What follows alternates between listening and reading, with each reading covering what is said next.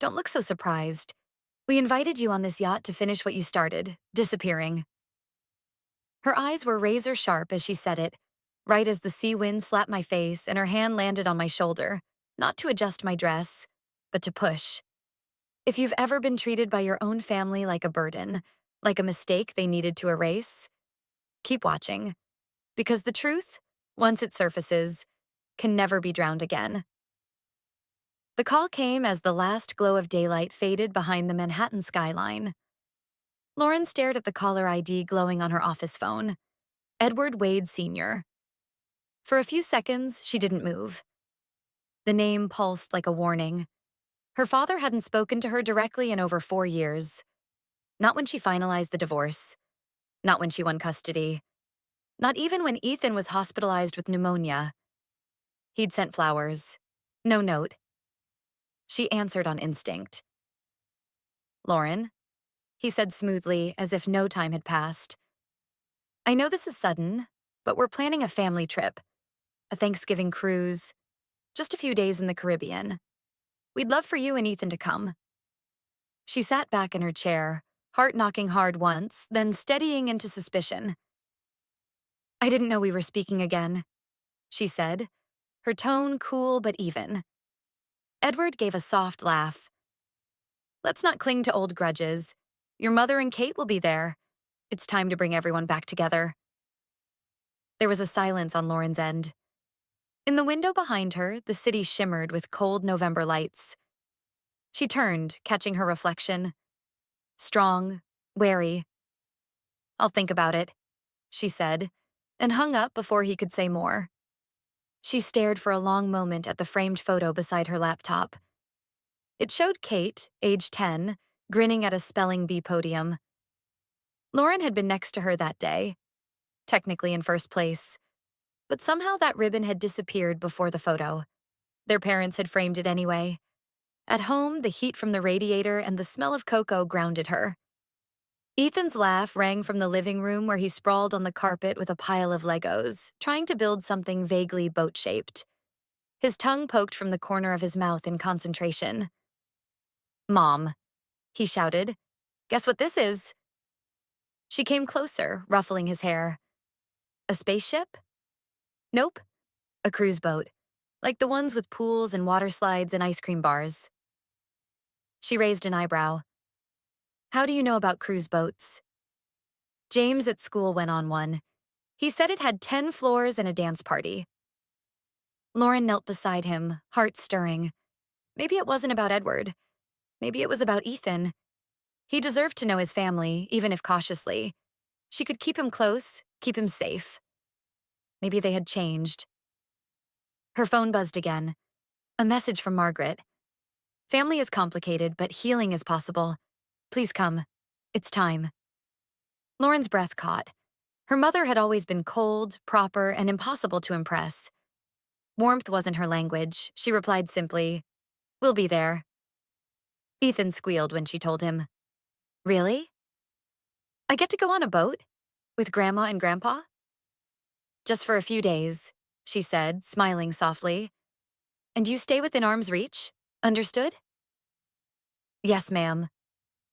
That weekend, the port of Miami shimmered under a blazing sun. The Evelyn Grace towered like a floating glass castle. Lauren wore sunglasses, her body tense despite the resort casual dress code. She gripped Ethan's hand as they moved through the crowd, a small rolling suitcase behind them.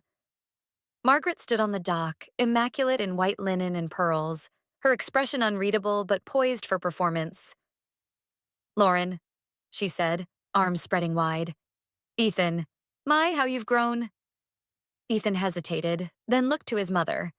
She gave a nod. He stepped forward and accepted Margaret's brisk embrace. Edward appeared beside her, tan and smiling, no sign of illness or age. "Glad you came," he said, clapping Lauren lightly on the shoulder. "This trip will do us good." Lauren managed a tight smile. "We'll see." Kate was there too, leaning against the railing in a sleeveless coral dress, sunglasses pushed up in her hair.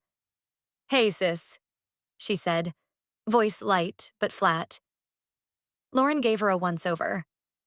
"Kate," There was no warmth, only choreography. Later that night, after Ethan fell asleep curled beside a stack of picture books, Lauren unpacked. In the bottom of her duffel, something fell loose.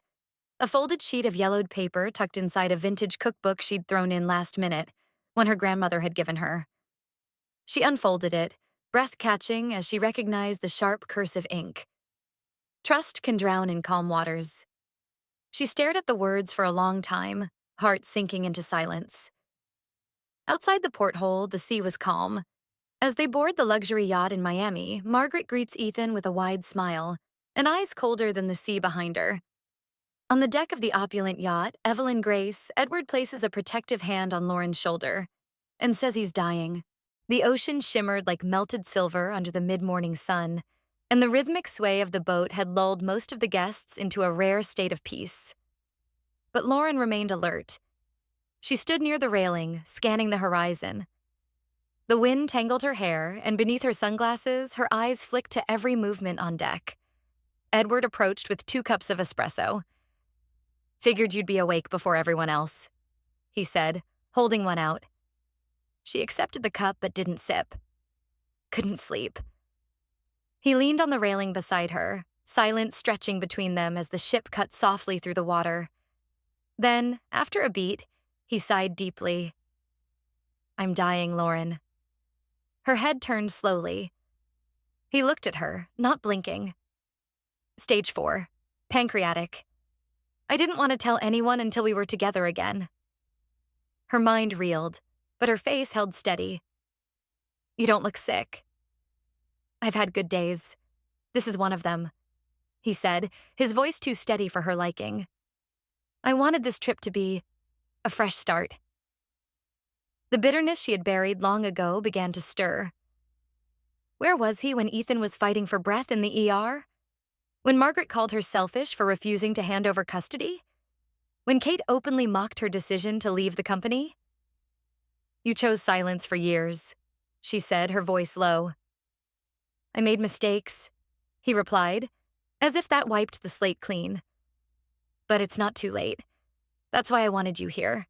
You and Ethan." He turned to her fully. "I'm changing my will. You'll inherit the majority. Ethan's future will be secure." She blinked, stunned. "What about Kate?" "She's already tied to the company. This is personal." For a moment, Lauren didn't respond. Something in his eyes flickered, too rehearsed, too calm. She remembered sitting alone at that courtroom bench, waiting for a father who never came. His absence had been louder than a slap. She murmured a thank you, then turned away, needing air. Later that afternoon, Lauren sat in the ship's lounge, absently watching Ethan and Margaret decorate sugar cookies. The scene looked like a magazine spread, grandmother and grandson, laughter and frosting. But something felt off. Margaret was uncharacteristically doting, her hands too gentle, her smiles too wide. "Try this," Margaret said, handing Ethan a ceramic mug. "It's a special hot chocolate."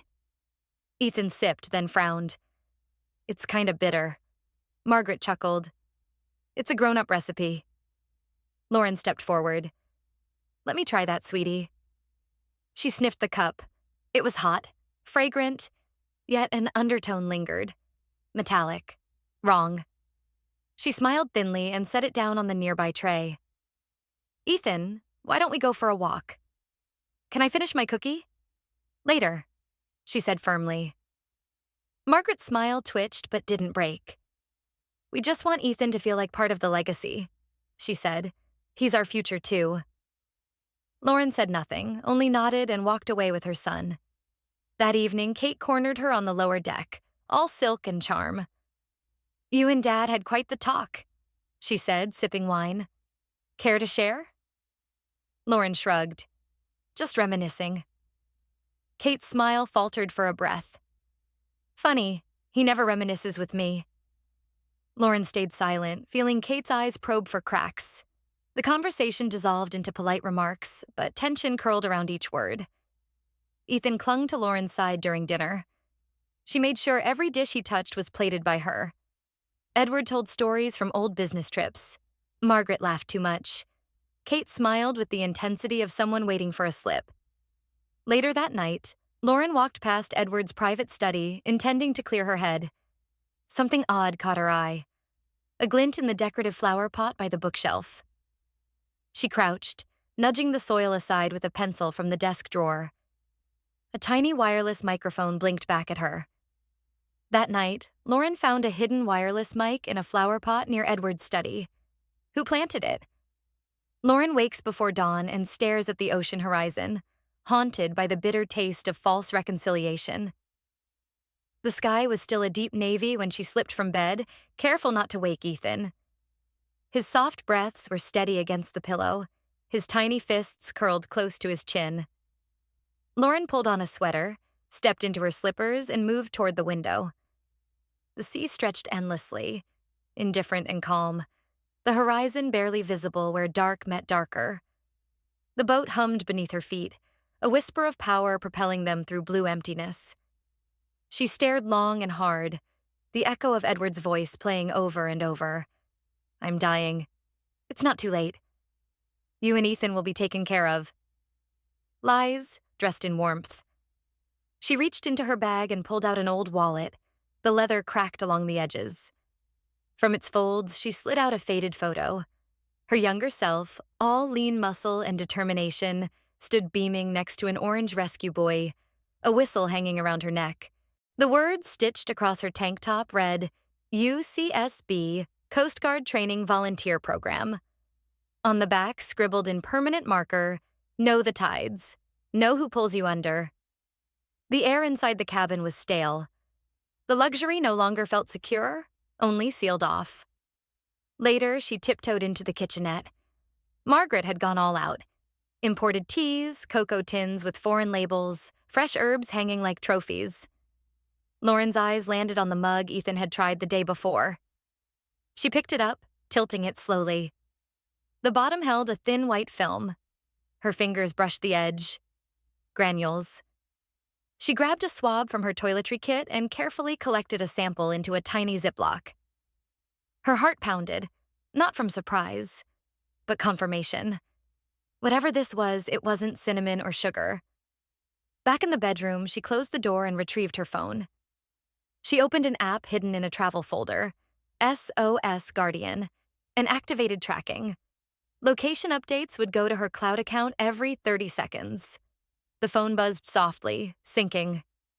She then removed a waterproof pouch from her emergency kit, tucked inside the lining of her duffel. The case sealed with a triple lock and floated in water. She tested the clasp, then slid her phone inside. She turned to the closet. Her fingers brushed the inner lining, feeling for the bulge she'd sewn in the night before they left New York. She pulled gently. A thin orange vest unfolded, Ethan's size, compressed for travel. She placed it in her backpack, beneath coloring books and snacks. She heard footsteps outside. The door clicked. She stuffed everything under the bed and pulled on a calm expression. It was Kate. "Oh, good, you're up," she said, breezing in without invitation. "I was just passing by.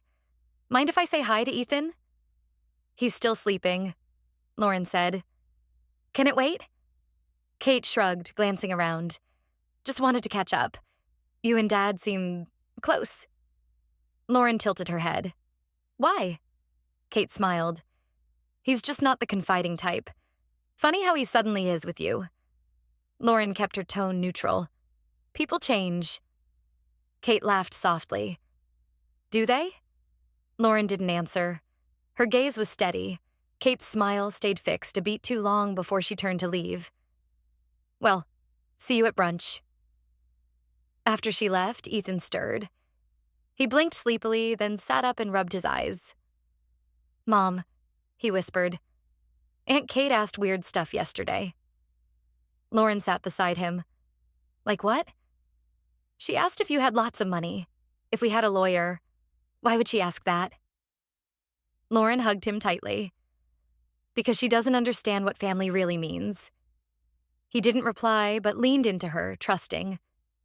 Later, while walking the lower deck, she noticed movement near the stern. A bird struggled noiselessly at the edge of the railing. A seagull caught in fine netting, its wing twisted.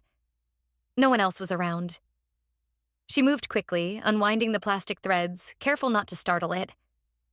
The bird broke free and flapped hard, vanishing into the air. She watched it go, hands still frozen midair. In the evening, she passed by the dining salon and paused. The lights were dimmed, the sound of Margaret's voice hushed but clear. She thinks we're making amends. Just one more day. Lauren's spine stiffened. She moved back into the hallway before they sensed her presence. Inside her room, she checked her phone again. The tracking app was still running. The granule sample was sealed in her bag. Her heart thudded steadily. Tomorrow. The next morning, Edward suggests, "Let's have one last breakfast on deck. Just the 5 of us. It'll be memorable." The sun rises golden over the sea. Lauren checks her phone. Battery full, recording app on. Her heart beats in her throat. She stood by the cabin mirror, securing her phone inside the waterproof pouch hidden beneath her sweater. The app's red dot blinked steadily. She tapped once. Recording. Location tracker on. Cloud sync active. Every 30 seconds, it would ping a silent beacon.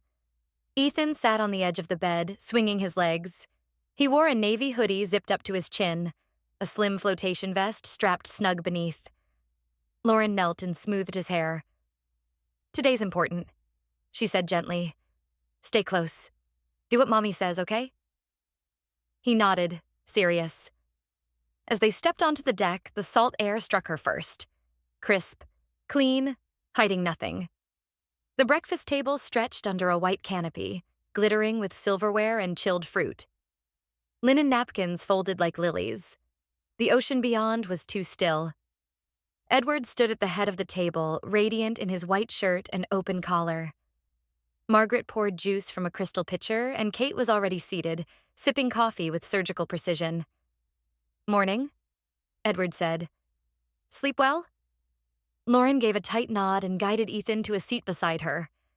She scanned the place settings. Each had a glass of fresh squeezed orange juice, except hers. Margaret leaned forward, placing a glass before Ethan. "Special for you, sweetheart. Just for today."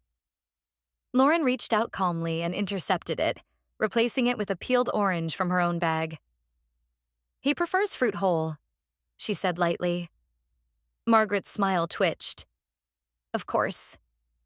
Kate watched the exchange with idle interest, then turned her gaze out toward the water. "Look at that horizon," she said dreamily. Not a ripple in sight. Lauren focused on her fork. Her hands trembled beneath the tablecloth, but her face was unreadable. "See anything out there, Ethan?" Edward asked. Ethan craned his neck. "I think just waves." "No dolphins yet?" Edward asked with a smile. "Give it a moment," Margaret said. "They always come for the sunrise." Lauren kept her phone angled beneath her wrist, the camera facing forward through a cut in her sleeve. The red light still blinked. The silence at the table was too thick. Kate stood. "Let's get closer," she said brightly. "You'll get a better view near the railing." Edward gestured invitingly. "Come on, all of us, one last family memory." The phrase struck hard. Lauren froze, hearing it again in her mind. Just the 5 of us. Margaret stood too, her napkin still clutched in hand. "Let's bring your son. He should see this." Lauren hesitated, then rose. "Come, Ethan. Stay next to me." The group walked slowly toward the edge of the deck, the wind tugging at their sleeves. Below, the sea rippled gold and glassy blue. "There," Edward said, pointing. "Right by the shadow. See the fin?" Ethan leaned slightly, eyes squinting. Margaret took a quiet step behind Lauren. "You'll ruin everything," she whispered. "Best let go." Lauren turned just in time to see Kate's hand rise. A sudden force slammed into her back, 2 bodies moving in sync. She barely had time to scream before she clutched Ethan and plunged over the edge. Water swallowed them whole. The world blurred. Salt filled her nose and mouth. She wrapped herself around Ethan, pulling him close, fighting to orient herself. His limbs flailed once, then settled as she kicked hard toward the surface. The water crushed in every direction, but her mind stayed razor sharp. She broke through into air, gasping. "Mom!" Ethan cried, choking. "I've got you," she yelled, coughing. "Hold on to me." She flipped on her back, treading water with her legs while keeping him pressed against her chest. The vest kept him afloat. She reached down, feeling the waterproof pouch still strapped beneath her shirt. Intact. Still blinking. The yacht pulled away in the distance. No one looked back. No alarm was raised. A few yards away, a bright orange life ring floated on the waves. She swam to it with burning arms, shoved Ethan onto it, and clung with all her strength. She coughed hard, seawater spilling from her throat. Ethan trembled but was safe. She pressed her cheek to his and whispered, "We're okay. We're okay." The horizon stretched endlessly. Her phone buzzed faintly beneath the waterproof layer. As the yacht disappears, a tiny green light blinks on Lauren's phone. SOS signal sent. A Coast Guard helicopter spots movement in the waves. 2 figures clutching a life ring. A blinking phone beacon. Echo 1 to base. We've got visual. 2 survivors, southeast sector. Repeat, 2 survivors. The blades roared above the sea as the chopper hovered lower, sending water churning into spirals around Lauren and Ethan. Lauren's lips were cracked from salt, arms leaden with exhaustion, but she kept one arm hooked around her son and the other wrapped around the ring. The tiny green light beneath her vest still blinked. The basket descended. A diver splashed in, gripping Ethan gently first, then Lauren. As they rose into the belly of the aircraft, Lauren collapsed onto the cold metal floor. Ethan curled into her side, shivering. A medic wrapped them both in foil blankets. The diver shouted over the din. "How long were you in the water?" Lauren's voice rasped. 3 hours, maybe more. "Do you know how you ended up overboard?" She nodded. "My family pushed us." The air shifted in the cabin. By the time they landed in Miami, ambulances waited on the tarmac. Lauren was stretchered in, but refused to let go of Ethan's hand. At the hospital, tests confirmed no broken bones. Ethan was alert, only mildly hypothermic. Lauren was dehydrated, sunburnt, borderline hypothermic, but stable. Later that afternoon, in a private recovery room, Lauren sat propped against a pillow, IV in one arm and phone in the other. A Coast Guard officer named Patel sat at her bedside, eyes wide as he watched the footage. "Jesus Christ," he muttered. "They actually—" He looked at her. "This was recording the whole time?" She nodded. "From the moment they led us to the rail." Another officer entered. "We verified the coordinates. The beacon pinged our system twice before it went silent. That was enough. Your tracking software worked." Lauren looked toward Ethan, who sat cross-legged on the floor with crayons, carefully coloring a large Coast Guard helicopter. In block letters, he wrote, "Thank you for saving me." Patel cleared his throat. "Ma'am, we'll notify authorities." "This footage, it'll hold up. And if you're willing, the press, well, people need to see this." Lauren hesitated. Then she unlocked her phone. With a trembling thumb, she opened her live stream app. Her pale face appeared on screen, bruised at the temple, salt still drying on her cheeks. She hit, "Go live." "To anyone watching," she began, "my name is Lauren Wade. I survived being pushed off a cruise yacht by my own family." Her voice steadied. "My son and I were supposed to die, but we didn't, and I have proof." She uploaded the full video to her page. Within minutes, it was picked up by a niche news blog, then a local TV station. Ava Ramirez, a digital journalist with a sharp eye and zero tolerance for bullshit, saw it on a Reddit feed and reached out instantly. By that evening, Zarxa Lauren Wade was trending in 6 states. The video had passed 2 million views. Lauren sat on the hospital bed, phone buzzing constantly beside her, while Ava paced with a laptop, fielding press requests. "We'll go exclusive with one outlet, then cut clips for TikTok, Instagram, everything," Ava said. "You're already viral. This is explosive." Lauren looked dazed. I didn't do this to go viral. I know, Ava said gently. But they tried to erase you. Now you're the headline. That night, police in Miami received the footage and issued emergency arrest warrants for Edward, Margaret, and Kate Wade. In the sky somewhere over Georgia, Edward leaned back in a private jet's leather seat, sipping scotch. Margaret adjusted her necklace. Kate scrolled her phone, then suddenly paled. "Turn on the news," she whispered. Edward frowned, unlocked the onboard screen. It played the live stream. His hand froze midair. The moment of impact, his hand pointing at the ocean. Margaret smiling faintly. Kate's hand on Lauren's back. Then the push. The splash.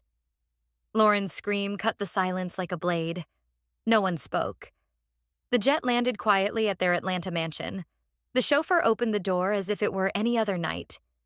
They walked up the marble steps, through the gilded arch of the front door, into the main foyer. Police lights flashed silently outside. As Edward opens his front door with Margaret and Kate, police shout, "Hands where we can see them." Inside the courtroom, the world watches as Lauren faces her family, and justice speaks. She stood behind the witness stand, a halo of quiet light falling through the courtroom skylights. The room was packed. Reporters lined every row.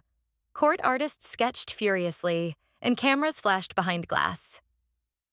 Lauren's hand closed around her grandmother's necklace, fingers brushing the sea-worn metal, still warm from her skin. The same necklace she wore the morning she and Ethan hit the water. Across the aisle, Edward sat stone-faced, chin lifted in defiance. Margaret stared straight ahead, her lips pinched, her pearl earrings immaculate. Kate shifted in her seat, biting her lip, shoulders trembling beneath a tailored blazer that no longer fit her right. Judge Hamilton's voice cut through the murmurs. "Ms. Wade, you may proceed." Lauren stood tall. "On November 23rd, my family, Edward, Margaret, and Kate Wade, lured my son and me onto their yacht under the pretense of reconciliation." Her voice was even, but each word landed like a blade. "They planned to kill us, and they nearly succeeded." The video was played again. Even after millions had seen it online, it held the room in silence. The moment of the push, the scream. Ethan's voice crying, "Mom." Lauren kicking upward through the waves. The jury didn't flinch. Neither did she. Later, Margaret took the stand. Her voice carried a bitter elegance. "Lauren has always resented our structure, our standards. She divided this family with her defiance. She gained custody of that child and poisoned him against us. We had to act." Edward refused to testify. Kate did, shaking, mascara trailing down her cheeks. "She always got everything," she cried. "The attention, the grades, the praise, even Dad. I was supposed to be the one in charge. She took everything and she still wasn't satisfied." When the sentence came, the courtroom held its breath. "Edward Wade, Margaret Wade, Kate Wade," Judge Hamilton declared, voice unwavering, "for attempted murder, conspiracy, and obstruction of justice. You are each sentenced to 25 years in federal prison." A wave of flashbulbs exploded. Edward didn't move. Margaret whispered something no one heard. Kate sobbed. Lauren turned and left without looking back. 3 months later, the offices of the Chosen Family Foundation opened in Atlanta's historic district, a renovated brownstone with sun-drenched windows and a playroom painted with waves. Inside, Lauren sat behind a desk strewn with grant applications and therapy program plans. Ethan was home with a sitter, recovering in ways words couldn't touch. He drew ocean scenes now. Calm harbors, sailing ships, blue skies with no storm. Ava Ramirez leaned against the doorway, tablet in hand. "That interview with NPR? You've got the 8 a.m. slot next week. You're officially the face of survival." Lauren smiled. "Let's make sure I'm not the last." She pulled open a drawer, revealing a folded piece of paper. Ethan's drawing. A boat with 2 stick figures, one tall, one small, and 4 big blue letters written in crayon. "We float together." She closed her eyes for a moment, breathing deeply. Later that afternoon, on the edge of the Savannah River, she and Ethan stood hand in hand. The crowd gathered behind them for the Foundation's launch ceremony. In Lauren's hand, a tiny wooden boat model floated on her palm. Ethan whispered, "Can we let it go now?" Lauren nodded. "Yes, baby, let's let it go." They knelt together, released the model into the water. It bobbed once, then drifted with the current, catching light as it went. As they turned to leave, a woman in her 40s stepped forward from the crowd, eyes shining. "I watched your live stream," she said softly. "Because of you, I escaped too." Lauren reached for her hand. The woman didn't let go. Family isn't who you're born to. It's who you fight for. The courtroom's verdict echoed louder than any scream over the sea, marking the end of a betrayal and the beginning of something stronger. What they meant to erase became the very proof that set her free. And in its place, Lauren built something no inheritance could buy: safety, truth, and purpose. Justice, though delayed, struck with precision, like the final wave that breaks the silence after a long storm. When injustice is met with unwavering courage, the final verdict can echo through a lifetime. No wall of lies can stand forever against the tide of truth. And if this story made you feel something, share it. Someone out there needs to know they're not alone. Like, subscribe and stay with us. This is just the beginning.